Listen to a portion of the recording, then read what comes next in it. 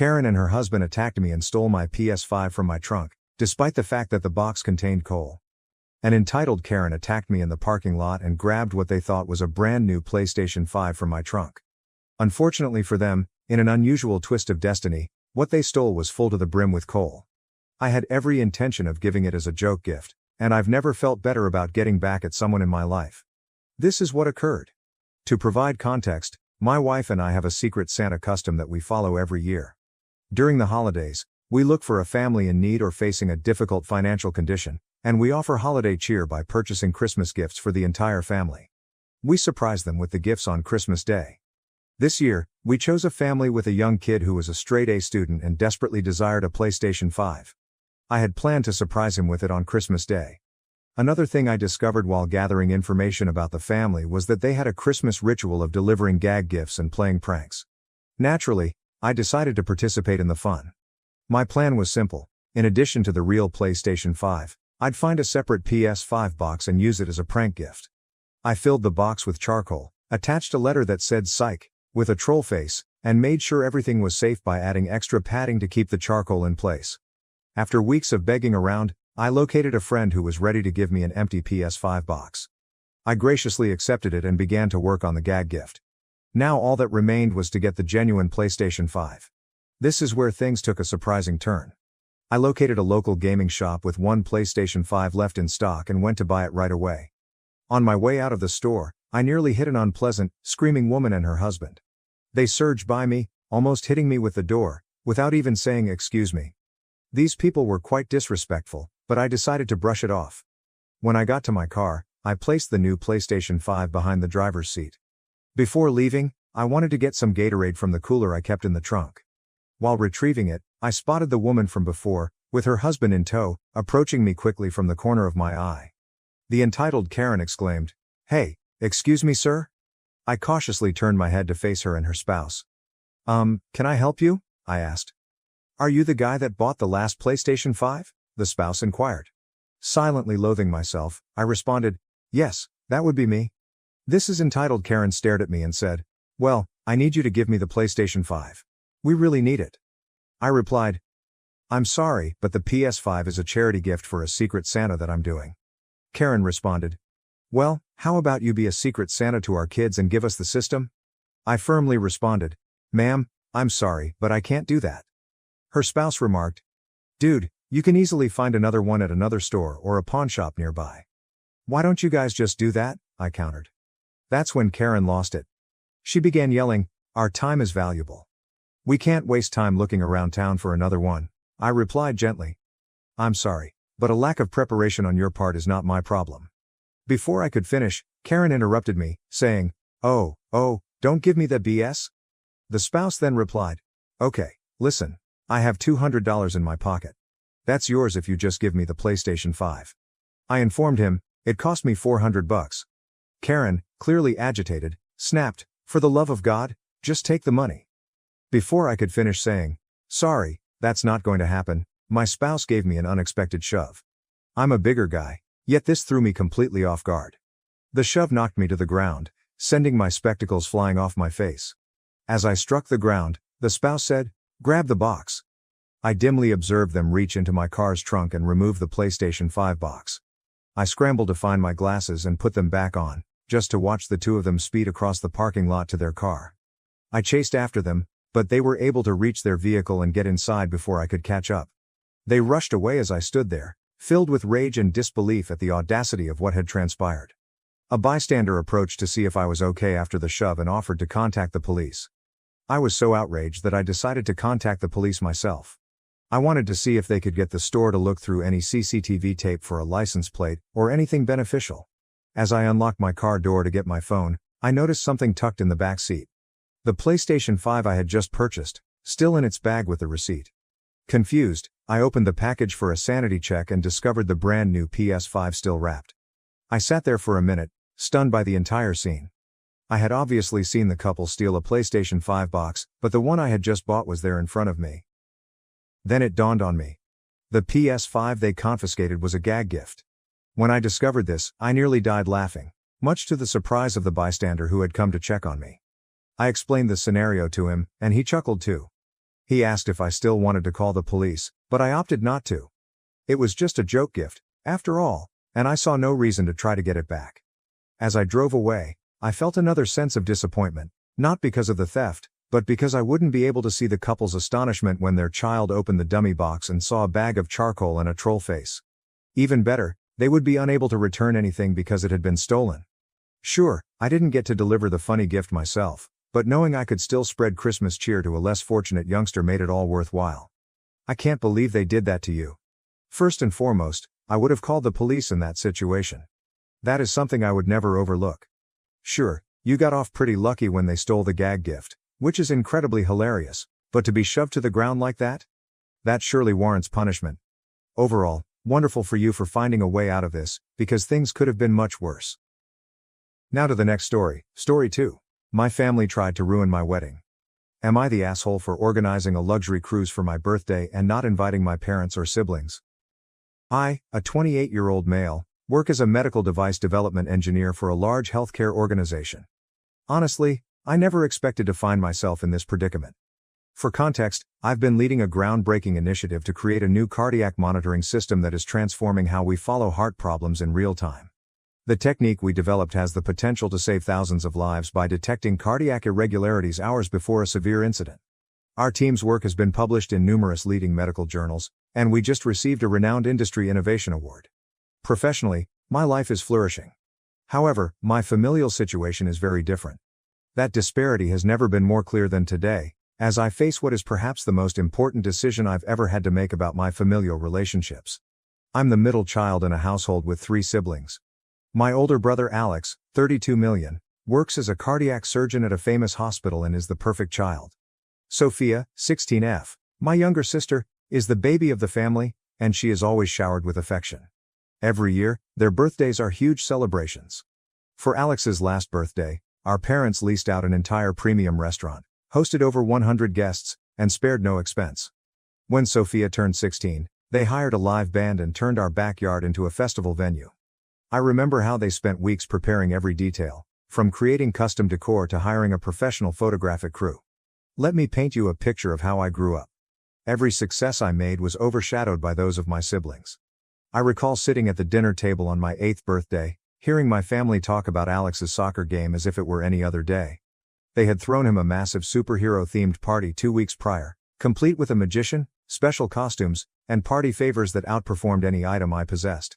The entire neighborhood was there, kids running around in capes and masks, and my parents were beaming with pride at their magnificent firstborn. When I eventually got up the confidence to ask if they had forgotten my birthday, my mother barely looked up from her phone and said, "Oh, sorry honey, we've been so busy with Alex's tournament schedule and Sophia's dance performance.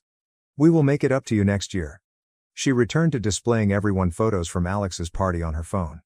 I recall sitting there, staring at my untouched food and feeling invisible in my own home.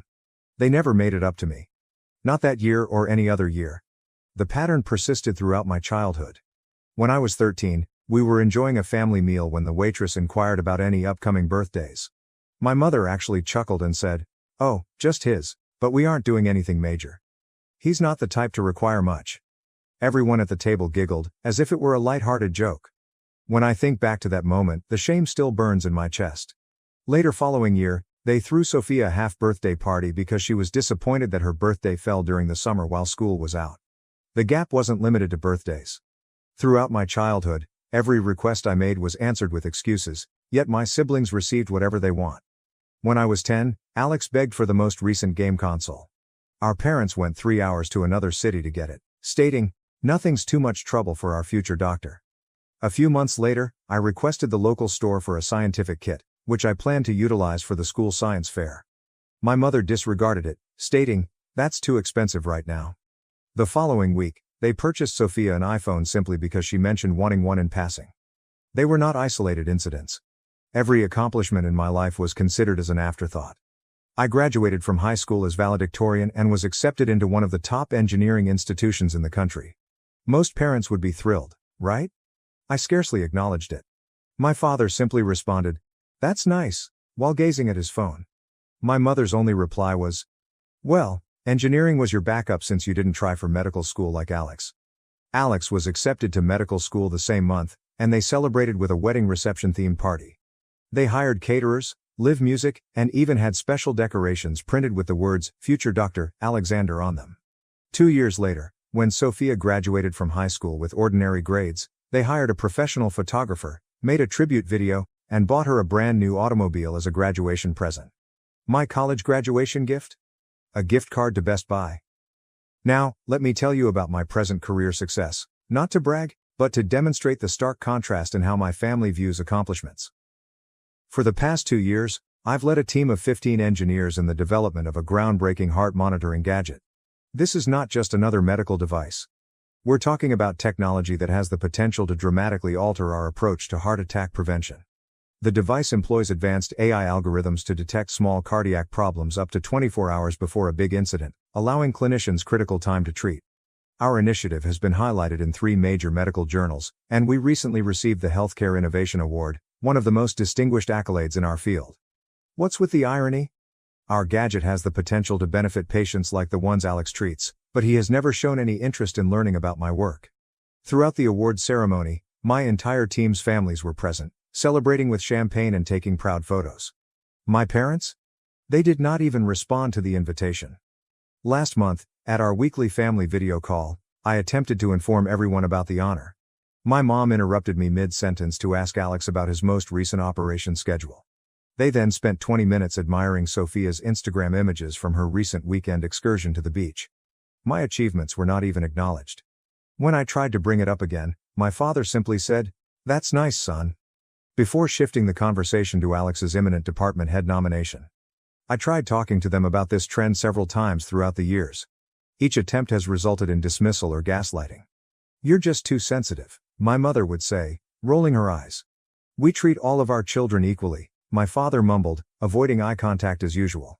Alex would smirk and add, "Maybe if you did something actually important," while Sophia would sigh deeply and label me an attention seeker. Despite their negligence, I've managed to have a prosperous life. I have a great career, good friends, and an amazing girlfriend, Stephanie, 27F, who has been really supportive throughout. She has seen personally how my family's treatment impacts me, even if I try to hide it. Last month, at a meal with her family, her mother made a greater production about my birthday than my own family has ever done. She prepared my favorite cake, which she recalled from a casual talk months earlier, and gave me a nice work-related gift. It was moving, but it also made me realize how much I had missed out on. That's what prompted my current decision. My birthday is in 3 weeks, and instead of preparing for another disappointment, I'm taking charge. I've booked a luxury cruise and organized a lavish celebration, not just any cruise. I have reserved a luxury suite package on one of the most prominent cruise lines. The program includes unique dining experiences, spa treatments, and private shore excursions. I'm inviting all of our extended family, my aunts, uncles, and cousins, as well as my close friends. The guest list contains approximately 50 people, all of whom have expressed an interest in my life and achievements over the years. But here's the kicker. I'm intentionally excluding my immediate family. The invitations have already been sent, and I have something special planned for the major celebration dinner. I'm going to show a slideshow, and not just any slideshow. I've accumulated images and memories of all the birthdays they missed, accomplishments they overlooked, and occasions they made me feel invisible.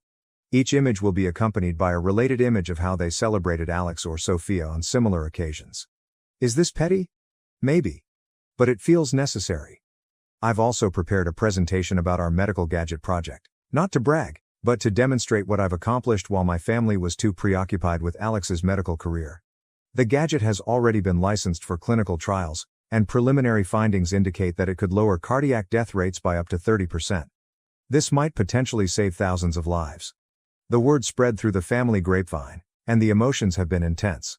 My Aunt Susan, who has always been more aware of family dynamics, immediately responded yes, and called to say she is proud of me for sticking up for myself. Several cousins have also offered their support, stating that they have noticed how I have been treated over the years but were unsure how to handle it. However, not everyone has been supportive. Some relatives describe me as petty and immature. My mother has been blowing up my phone, leaving voicemails alternating between guilt-tripping, "How could you do this to your mother after all we've sacrificed for you?" and threats. "You'll regret this behavior, young man." My father wrote his normal passive-aggressive text about how I am tearing the family apart and creating unnecessary drama. Alex called me childish and advised me to grow up and accept that some people just achieve more in life. Sophia wrote a cryptic, hostile social media post about attention-seeking behavior and toxic siblings who can't handle others' success. But my friends and Stephanie absolutely support me. My best friend from college, who has seen my family dynamics for years, said something that really resonated. Sometimes it takes a great act to disrupt destructive patterns. You've attempted to talk to them quietly for years. Maybe they'll finally listen. Stephanie has been especially fantastic throughout this. She's helped me organize every aspect of the cruise, from the meals to the decorations. She reminded me that this isn't about vengeance, it's about finally standing up for myself and refusing to be the forgotten child any longer. Her encouragement has shown me what a good family dynamic should look like. The cruise is booked, invites have been sent, and there is no going back now. Most of the visitors have already said yes, with many expressing enthusiasm for both the event and what it represents. Some relatives are plainly split between wanting to support me and being concerned about the potential for conflict with my parents. Surprisingly, most people are still opting to come. I created a special Instagram hashtag for the event and began posting teases about the approaching celebration. My mother saw these posts, despite being blocked. She created a bogus account and called my aunt in tears, screaming that I was publicly humiliating the family. Everyone understands the hypocrisy of her now caring about family disgrace after years of publicly ignoring me. I understand that this may appear radical to some people. Perhaps it is. But after 28 years of being treated as an afterthought, of seeing my siblings lauded while I am disregarded, of having my accomplishments discounted and my feelings questioned, it seems necessary. This isn't just a birthday celebration anymore. It's about taking control of my story and telling my family that I'm not going to be the invisible middle child any longer. The cruise will set off in 3 weeks. Half of me is delighted to finally celebrate myself properly, but another half is concerned about the consequences. Some friends say I should have broken contact discreetly rather than making a statement, but I believe I needed to do so, not just for me, but for any middle kid who has ever felt ignored. Am I taking things too far? Should I have taken a less dramatic approach to this situation?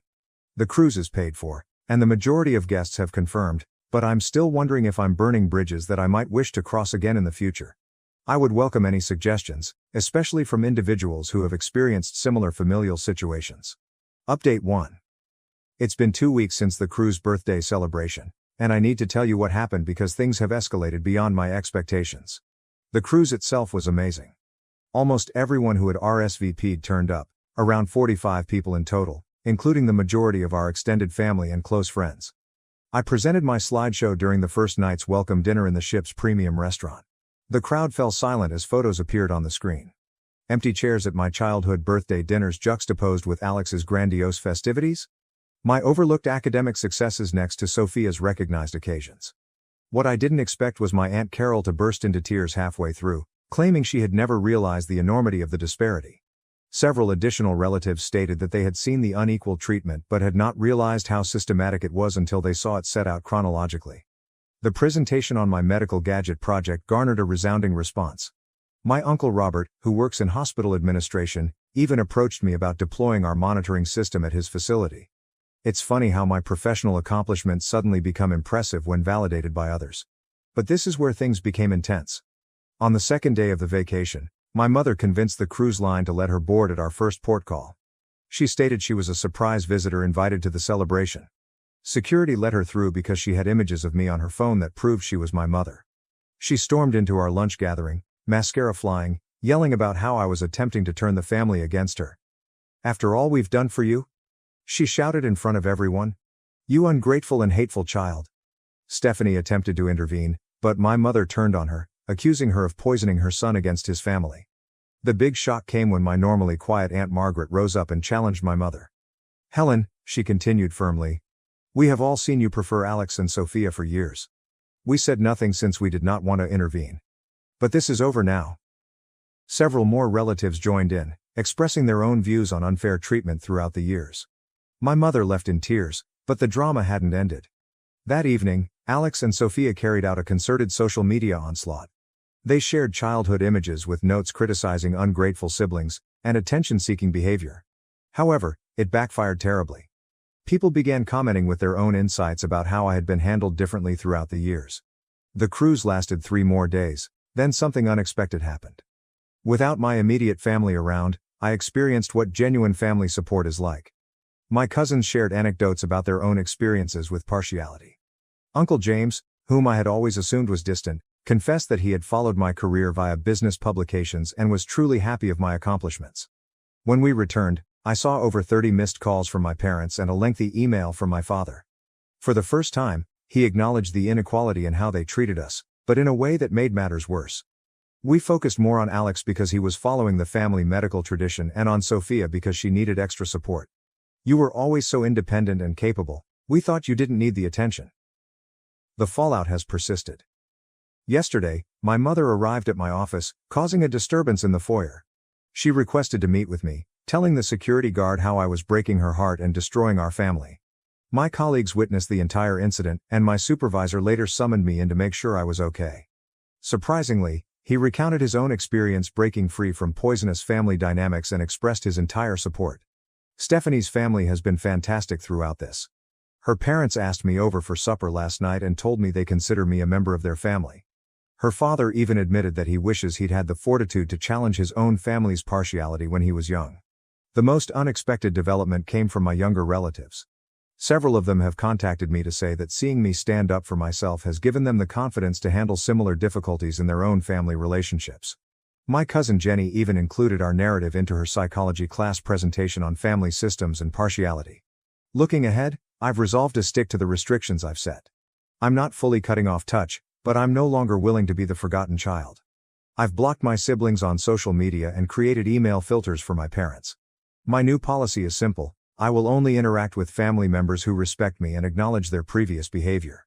Stephanie and I are considering moving in together, possibly to a different city where her employer has an office. The distance may be beneficial, allowing everyone time to process and reflect. Thank you to everyone who has advised me on this problem. The trip may have appeared to be an extreme gesture, but it brought concerns to light that had been festering for decades.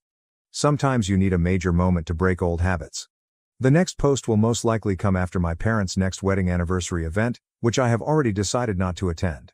Change is difficult, but important. Update 2. It has been 6 months since my last post, and I can't believe I'm writing this, but the situation has worsened much worse. What's the biggest news? Stephanie and I are engaged. What should have been a happy occasion has turned into another family drama. Following the cruise incident, I had little contact with my immediate family, preferring to focus on my relationship with Stephanie. The suggestion came at an ideal time, during a weekend trip to showcase our medical product at a healthcare conference. She's been my rock during all of this family drama.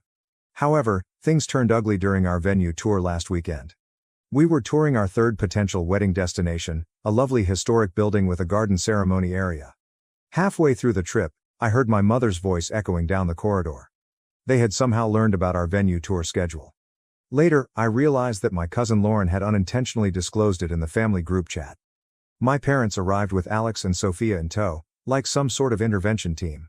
My mother immediately began telling the venue coordinator about her idea for the wedding, completely ignoring Stephanie and me.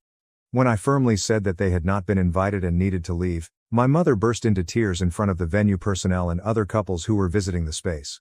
What occurred next still seems strange. Alex, the responsible older brother, attempted to pull me away for a family discussion. When I declined, he remarked, "This is what happens when you let the middle child make important decisions." Sophia was shooting everything with her phone, perhaps for a dramatic social media post. The venue planner, bless her heart, quickly recognized the situation and had security escort them out, but not before my mother yelled that she would never forgive this betrayal, and that I was breaking your father's heart all over again. Here's the thing, they didn't just come across us. They had obviously planned this. They brought printed images from my childhood of good family occasions, which they planned to exhibit to the venue workers. My mother even brought her old wedding album and discussed family traditions that we needed to incorporate. After they left, we discovered that they had already visited our other 2 potential wedding locations earlier that week, informing the staff that they were the key decision makers. They even attempted to put down deposits to secure the dates. Stephanie was naturally shaken. Her family was appalled when they learned what had transpired. Her father, who is generally very polite, called my father immediately to inform him that their behavior was unacceptable. This sparked more controversy, with my father accusing Stephanie's family of stealing his son. We have recently chosen to drastically rethink our wedding arrangements. Neither of the venues on our original list will be used. We're now looking at venues outside of our area, and we've engaged a wedding planner who specializes in dealing with delicate family circumstances. She is putting in place stringent security measures and a thorough guest screening process. What's the silver lining to all of this? Our bond has only gotten stronger. Stephanie and I are more confident than ever that we are making the proper decision to begin our lives together away from poisonous family relationships. I've also received unexpected help from my colleagues. My employer, remembering the recent event at our office, has approved additional security measures at work. He has even volunteered to host our wedding on his vacation property if we choose a fully private setting. The difficult element isn't the drama itself. It's recognizing that my wedding day, one of life's most important occasions, is being turned into yet another battleground for my family's turmoil. But this time, I am not backing down. Stephanie and I deserve to spend our day the way we want. We're going forward with our plans, but with increased security and an extremely selective guest list. Our wedding will be a celebration of love and happiness, not just another stage for family drama. Update 3. It's been 3 months since my last update, and I'd like to explain what happened at our wedding. This will be my final update since, following what happened, I've made a definitive choice about my family relationships. The wedding day began nicely. We found a stunning private estate 3 states away, hired security, and implemented stringent guest screening. Stephanie looked amazing, and our closest friends and selected family were present to support us. The morning preparations went well, and Stephanie's family made everyone feel loved and included. Despite all of our efforts, my mother was able to enter just as the officiant was about to begin the ceremony. The doors flew open, and my mother dashed down the aisle, my father trailing behind her like a reluctant shadow. What came next was bizarre. Instead of the standard "I object" moment, my mother launched a full-fledged show about how ungrateful I was. She had prints of family portraits, which she began handing to stunned guests as a bizarre wedding favor. What truly crossed the line was when she turned to Stephanie and remarked, "Good luck on this one. He's been bitter his entire life." But this is where things changed. Instead of letting this wreck our day, I finally mustered the courage to speak all I'd been holding back. I came up and quietly informed my mother. "This is not about you. It never was. This refers to your incapacity to love your children equally. Today is not about the past. It is about my future with Stephanie." The security team moved to escort my parents out, but my mother had not finished. She turned to the guests and began divulging sensitive family facts, attempting to embarrass me. That's when Stephanie's father intervened. He stepped between my parents and us, with serene power, saying, "You have made your point. Now, leave my children alone." The term "children" had a strong impact. In that moment, I understood I'd discovered what I'd been hunting for all along, a family willing to adore me. After being escorted away, something unexpected occurred. Several guests, even distant cousins who had watched my family's behavior over the years, spoke up to express their observations. My cousin's wife, a family therapist, discreetly informed me that my mother's behavior exhibited classic indicators of narcissistic family dynamics. We proceeded with the ceremony, which was magnificent. Stephanie's brother delivered a heartfelt tribute at the reception. He discussed how family is more than simply DNA, but also about individuals who celebrate your accomplishments and support you during difficult times. The next morning, my father called. For the first time in his life, he admitted their favoritism, but in a way that made everything plain. He responded, "We only pushed Alex and Sophia more since you were so capable on your own. You must understand, it was easy to concentrate on them." That was it. That admission of taking the easiest road rather than being fair parents solidified my decision. I'm done trying to understand or repair this connection. I'm over expecting they'll change or suddenly become the parents I needed. I have officially changed my phone number. Our new house address is not listed. I took a promotion that puts me in charge of our company's West Coast expansion, which means we'll be moving across the nation. Stephanie's employer also has an office there, and her family has already made plans to visit. The medical device initiative continues to save lives. Last week, we received statistics indicating that our technology had avoided over 200 possible cardiac incidents. Alex still works at the same hospital that rejected our device implementation proposal, which is ironic given that it could have helped his patients. Thank you to everyone who has been following my story. Your support gave me the courage to speak up for myself and set boundaries. To anyone dealing with similar family dynamics, you deserve to be honored, you deserve to be seen. Sometimes the family you choose is more significant than the one you were born into. This will be my final update because there is nothing else to say. I'm not angry anymore, I am not hurt, I'm just finished. My new family, Stephanie, her family, our friends, and those who truly care about us, is my primary priority right now. Walking away from a situation is sometimes the healthiest option. It is not about vengeance or punishment. It is about choosing serenity, joy, and surrounding oneself with others who actually appreciate your existence. Thank you for watching. If you haven't subscribed yet, please do so and hit the notification bell to stay updated with more shocking real-life stories happening around you.